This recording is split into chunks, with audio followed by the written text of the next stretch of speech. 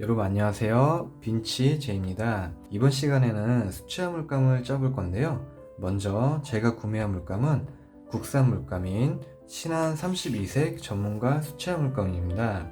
전문가 수채화 물감 중에서는 그리 비싸지 않은 어느 정도 가성비 있는 제품이라고 생각하는데요. 이 물감의 경우 보통 중급자 이상이 사용을 많이 하고 있고요.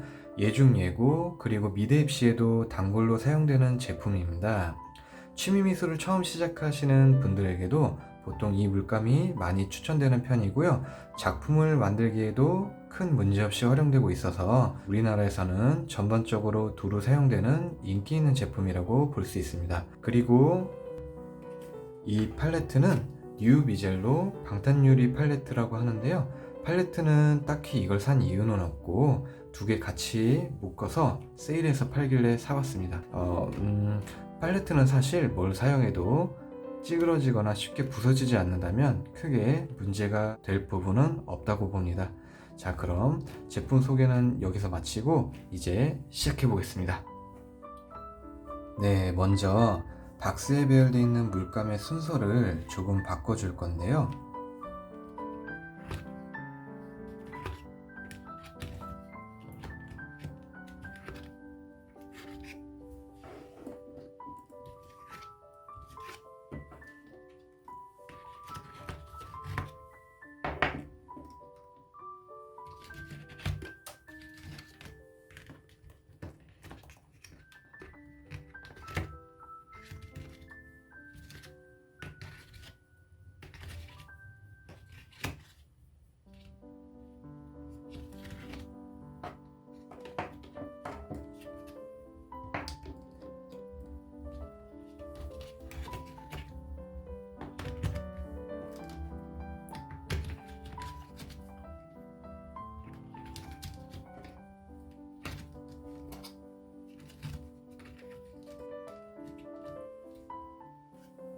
자, 팔레트에 배치할 물감 순서 이름은 진행상 영상 후반에 다시 말씀드리겠습니다. 네, 물감 순서에는 정확히 정해진 규칙은 없습니다.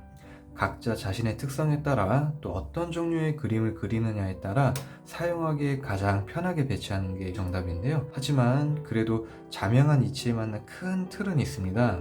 수채화든 유화든 소묘든 구상화, 즉 실제하는 사물을 그려내는 그림에서는 가장 중요하게 보는 것이 바로 톤인데요. 물론 좀 다르게 생각하시는 분들도 있어요.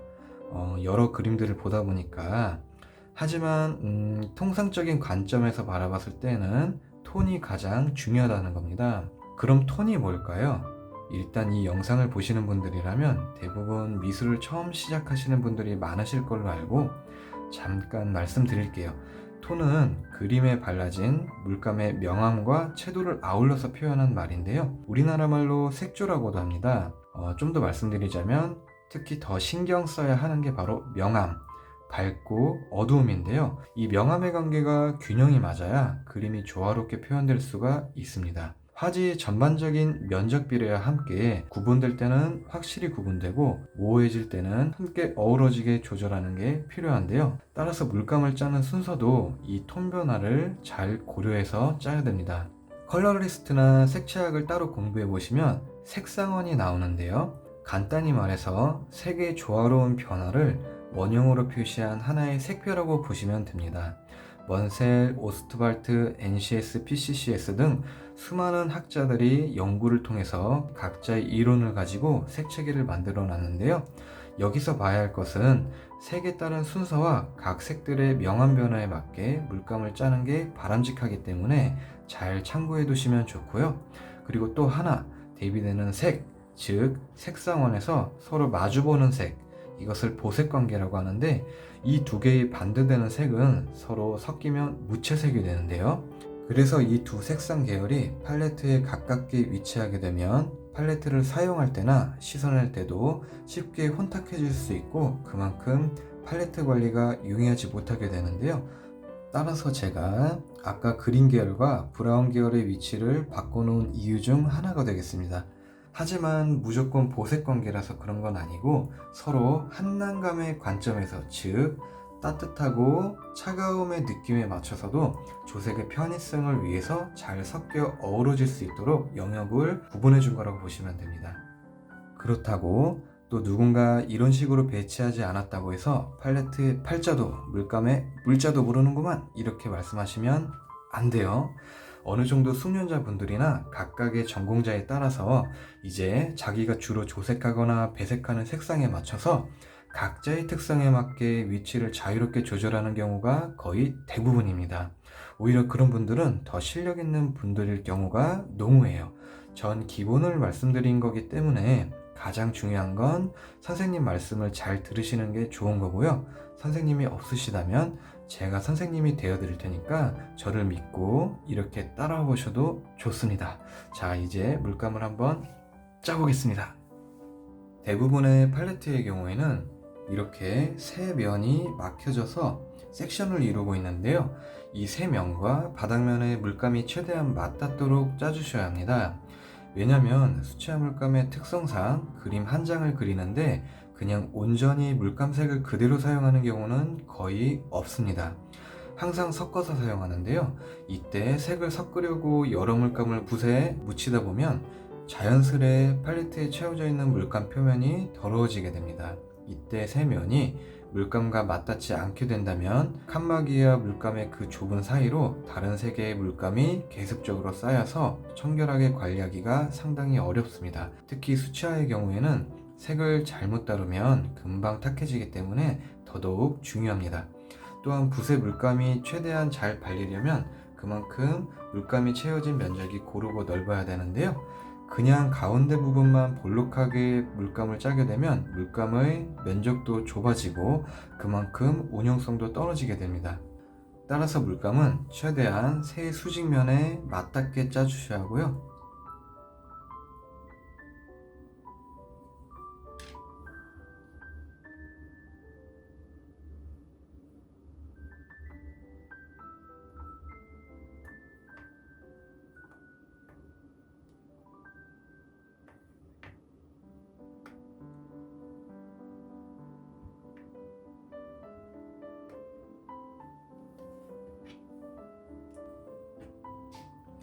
양은 대략 3분의 2에서 많으면 4분의 3 정도 짜주시면 됩니다. 너무 많이 짜면 팔레트를 씻을 때 자주 범람하니까 적당량 짜주시는 게 좋아요. 나중에 이 물감이 마르면서 수분이 증발하게 되면 수분의 증발량만큼 부피가 축소되고요. 그때 물감 중에 몇 개는 금이 가거나 칸막이 부분에 붙었던 물감이 다시 떼어질 수 있습니다. 그럴 때는 다시 한 번 더 물감을 소량 짜서 부족한 부분을 메꿔주시면 되겠습니다. 물론 이 또한 정답이란 건 없어요. 실제로 연륜이 있고 능숙하게 잘 그리시는 사람들은 팔레트가 오히려 엄청 더러운 경우도 많아요. 그런데 그런 지저분한 팔레트에서도 너무나도 신기하게 정말 아름다운 그림을 뽑아내거든요.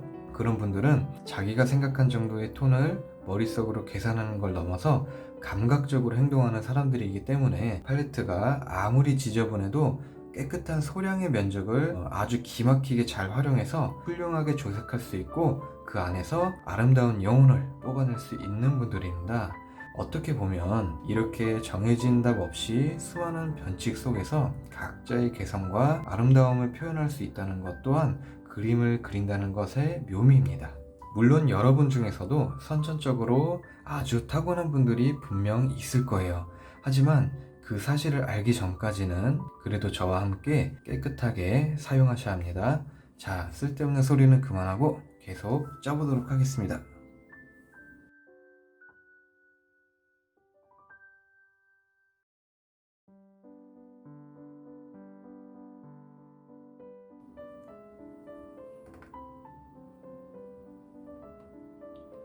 네, 보시는 것처럼 또 몇몇 개의 물감 중에는 짤 때 유동성 없이 이렇게 퍽퍽하게 나오는 경우가 있는데요.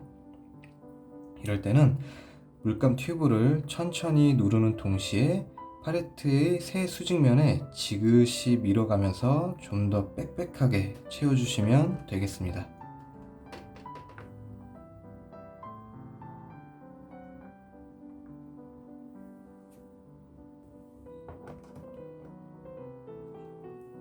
조절이 좀 어렵다 싶으신 분들은 이쑤시개를 가지고 사이드 부분을 살며시 저어주세요.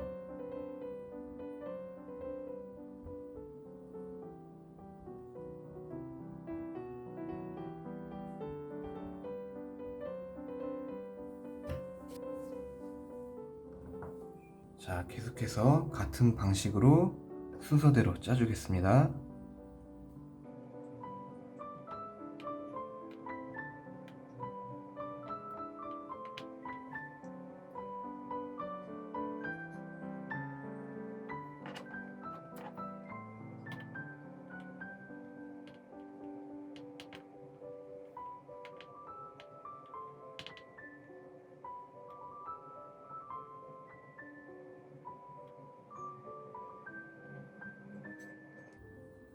네, 특히 로우 원버가 다른 물감에 비해 좀 더 퍽퍽한 부분이 있어요.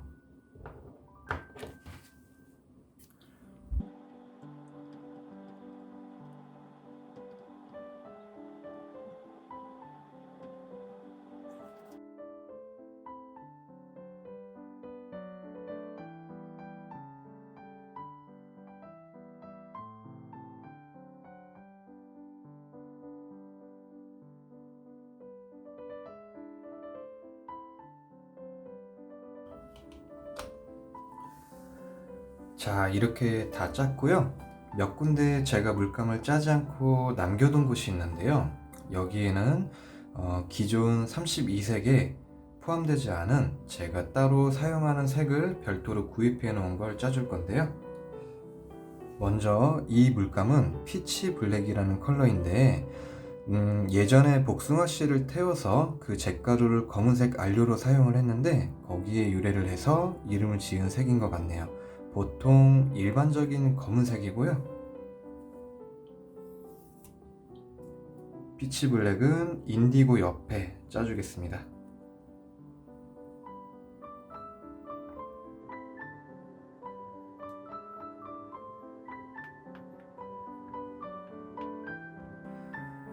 네, 그리고 이 물감은 잔 브릴리언트 넘버 2라는 컬러인데 밝은 황달빛을 내는 색이라서 인체의 피부톤 표현에 많이 사용을 하고 때에 따라서는 구름에 가려진 은은한 노을빛을 표현할 때도 조금씩 혼합해서 사용을 하는 색입니다.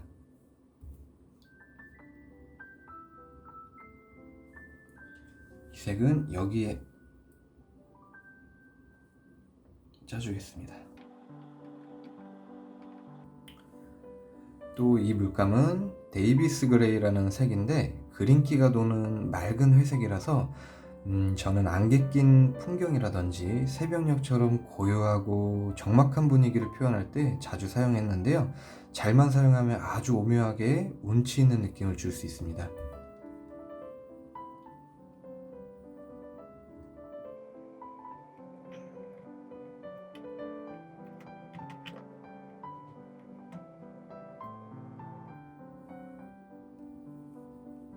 그리고 마지막으로 화이트입니다. 티타늄 화이트인데요. 화이트는 여기에 짜줄 겁니다.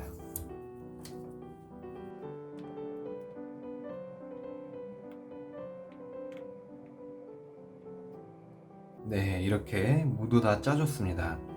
그런데 우리 선생님이 수치화에서는 절대 화이트 짜면 안 된다 그랬는데요?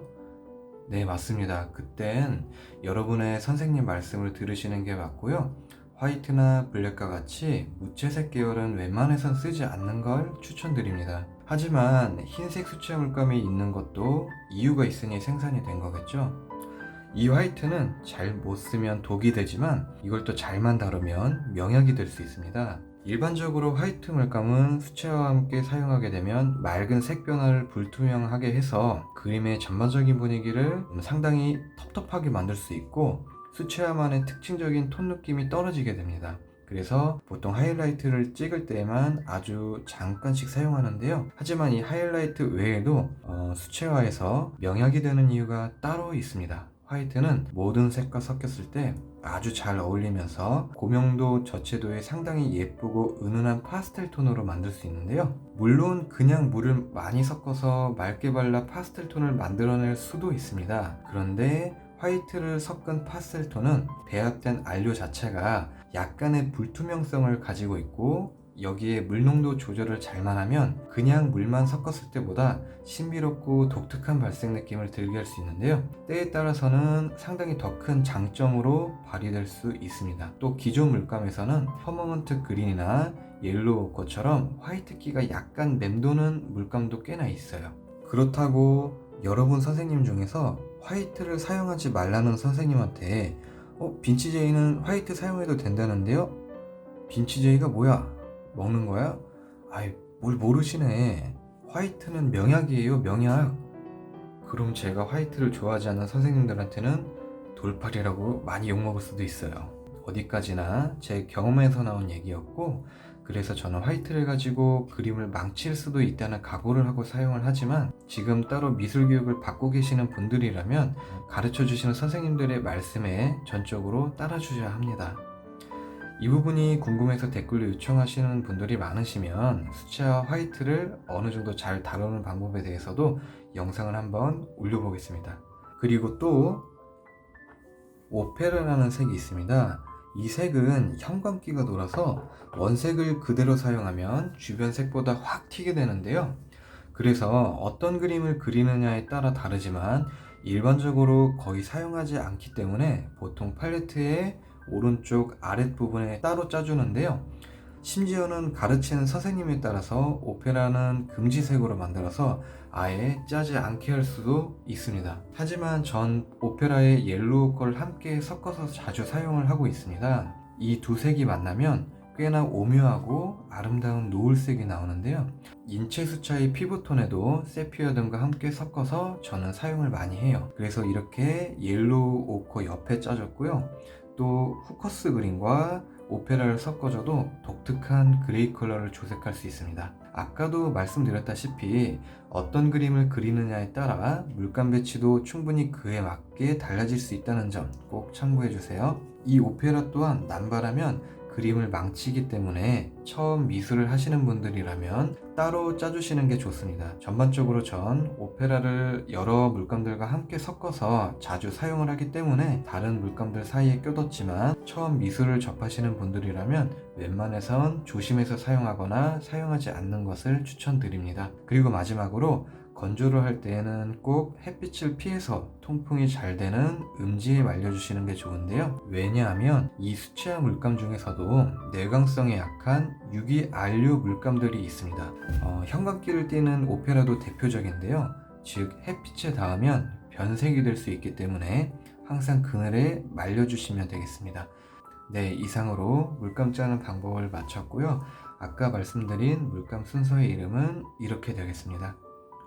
또 다른 의견이 있으시다면 함께 정보를 공유할 수 있도록 댓글 꼭 부탁드릴게요. 그리고 다음 영상에서는 새로 산 수채화 물감이 마르는 대로 그림을 한번 그려보도록 하겠습니다. 시청해주셔서 감사합니다.